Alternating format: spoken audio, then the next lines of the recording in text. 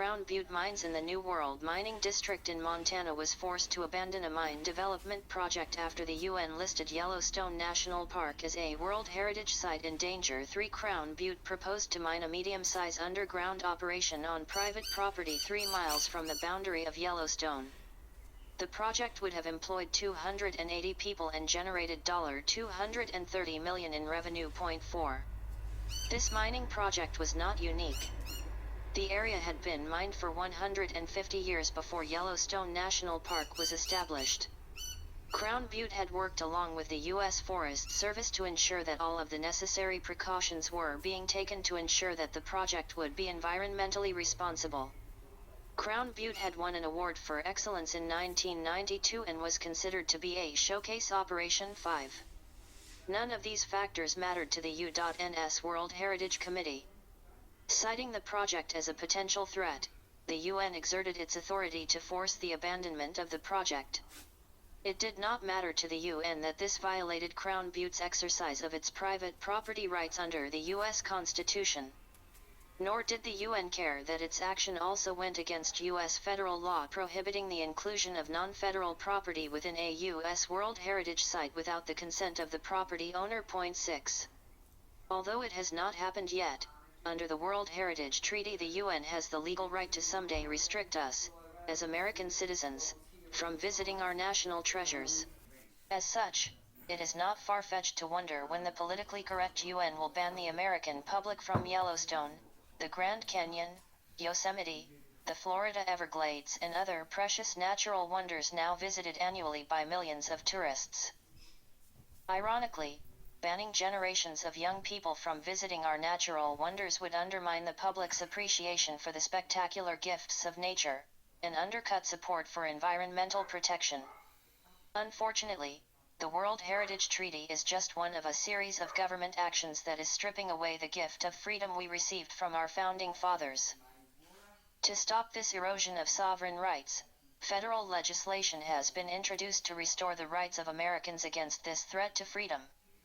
The American Land Sovereignty Protection Act seeks to preserve the sovereignty of the United States over public lands and preserve the private property rights of private citizens. It would require congressional oversight of UN land designations within the U.S. 7. We should not turn our backs on the Founding Fathers by surrendering the precious gift of sovereignty. We should treasure and protect it. Achieving the Sustainable Development Goals. The role of the Office for Disarmament Affairs Regional Centers for Peace and Disarmament. October 31, 2016. DNP Education Image Link Anniversary Brochure and information about the site event. On October 21, 2016, the United Nations Office for Disarmament Affairs, UNODA, held a site event in the United Nations headquarters in New York City to commemorate the 30th anniversary of UNODA's Regional Centers for Peace and Disarmament. 30 years ago, the General Assembly established the 3 regional centers in Africa, Asia, and the Pacific, and Latin America and the Caribbean. The centers support member states in their initiatives on disarmament, arms control, and non-proliferation. Under-Secretary General and High Representative for Disarmament Affairs, Mr. Kim Won-soo, moderated the panel. In his opening remarks, he presented a brief overview of the achievements of the 3 regional centers and thanked Ms.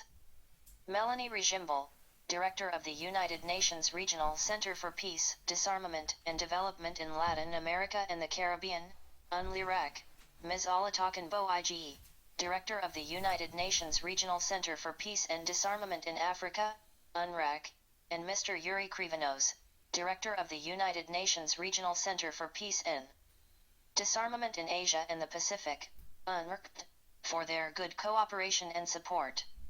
Furthermore, Mr. Kim thanked donor countries for their kind contributions over the years and invited the panelists to address the linkage between peace and security and the Sustainable Development Goals, SDGs. DNP Education Image Link ODA representatives, directors of the regional centers and panelists, from left to right, Mr. Ivor Fung, Mr. Xiao Wang, Mr. Yuri Krivonos, Ms. Olatokunbo Ige, Mr. Bafur Dokai Ayamoa, Ms. Melanie Rejimbo, Mr. Kim Won-soo, HEMR. Coordinate Rattray, Ms. Simone Monaspian. H.E. Mr. Courtenay Rattray, permanent representative of Jamaica, highlighted that the member states of the United Nations currently focus on the implementation of the 2030 Agenda. The ambassador pointed out that the worldwide attention for sustainable development should be utilized to raise awareness of disarmament and non-proliferation issues.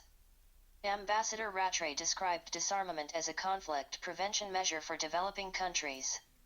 Moreover, he stressed that the regional centers help to create a secure environment and function as bridge builders for the UN and the member states. Ms. Simone Monaspian, Director of the United Nations Office on Drugs and Crime Office, UNODC, in New York, presented UNODC's latest study on firearms and underlined that the SDGs can only be achieved if UN agencies work closely together. The cooperation should also focus on the realization of the targets of Goal 16, which is dedicated to the promotion of peaceful and inclusive societies for sustainable development, the provision of access to justice for all, and building effective, accountable institutions at all levels. DNP Education Image Link. A slideshow presents UNLIREC's projects. Ms. Melanie Regimbal, Director of UNLIREC, stressed that the regional centers aim to reduce the volume of weaponry and explosives, to train personnel, and to provide them with internationally accepted standards and technical guidelines. Ms. Regimbal further stated that the centers support states in their efforts to lower homicide rates, increase the number of confiscations and illicit weapons seizures, and safeguard the good governance of institutions. She informed the audience that the SDGs cannot be achieved without the active participation of the citizens themselves. Therefore, Ms. Regimbal emphasized that the centers have reached over 400,000 children and adolescents through disarmament and non-proliferation education activities. Mr. Bafurdo Kaiamoa, Chair of the International Advisory Council of the International Action Network on Small Arms, INSA, underscored the importance of strengthening the rule of law and the promotion of human rights, in order to achieve sustainable development. Mr. Amoa stressed that member states, governments, and civil society organizations share a collective responsibility to foster gender dimensions in the field of disarmament. Okie dokie, how you going, everybody? So, if you haven't realised already, I am seeing that these two things are going together. These two programs. See, what I think they're going to do is bring out the sustainable development nonsense, the environmental bull, and all that sort of stuff. If you know about the Iron Mountain report, then you'll know what I'm talking about. That explains how they will switch from war to environmental global warming nonsense to keep generating money, the money that war generates at the moment. And so what they're going to do, I believe, is they're going to protect all animals and lock off all the national parks or just wildlife areas, basically, just anywhere that's got bush and animals. And they'll say that this area is protected and the animals, or animals, are protected as well. And because of that, they're going to say, so, you aren't allowed to go in there and you aren't allowed to kill the animals, so therefore you don't need guns. So they'll just, it'll be a reason to take the guns off everybody. But yeah, unfortunately, United Nations is marching forward towards the one world government. And like I've been saying, they're going to bring your government down. They're going to make it look like it's your idea, make you think that it's your idea, and and they're going to make everyone want it. So they're going to make it something that everyone will want to happen. Then they're going to make it happen and give everyone the option of having the United Nations control everything. and switch over to a one world government with the United Nations at the head of it. All the summit meetings, that's just a big land grab. Really, people, you need to look at the Iron Mountain report.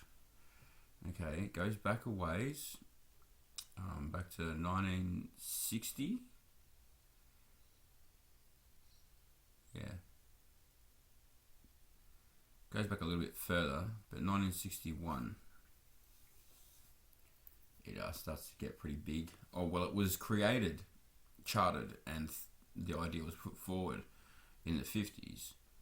But in, I think it's 1961, that it becomes implemented.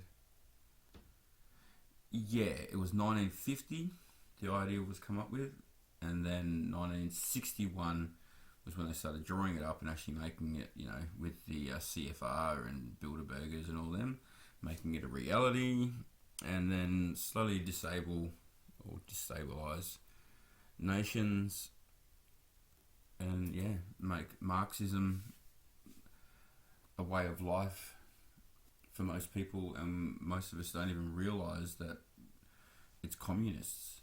It's a communist lifestyle that we live. Socialism is what it is. Because it's all about being politically correct, and yeah, well, if you know about it, if you've read about Marxism, you'll know what I'm talking about a little bit. And yeah, so I think these things are all connected, and it's all about taking the guns so then they can just basically take over.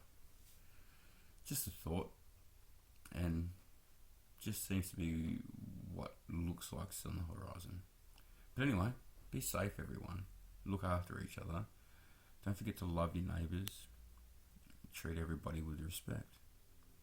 I love you all. God bless you, and bye.